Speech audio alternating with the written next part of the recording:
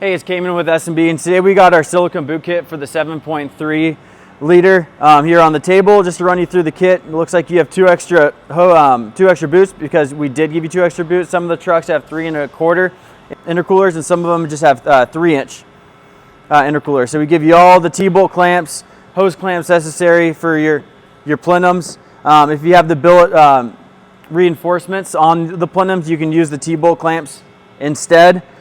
But it's a fully done kit. It comes with everything you need, super high quality.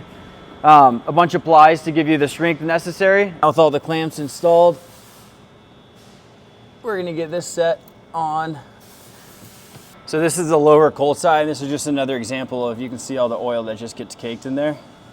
And you can see all the fabric that just start to expose. So all that oil just eats at the rubber and just starts to come apart and starts to blow off.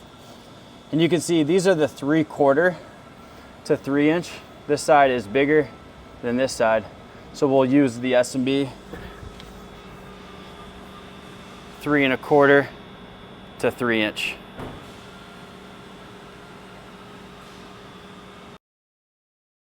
And this is what it looks like to have all 6 boots installed. All these boots are made in-house at S&B. Please reach out if you have any questions.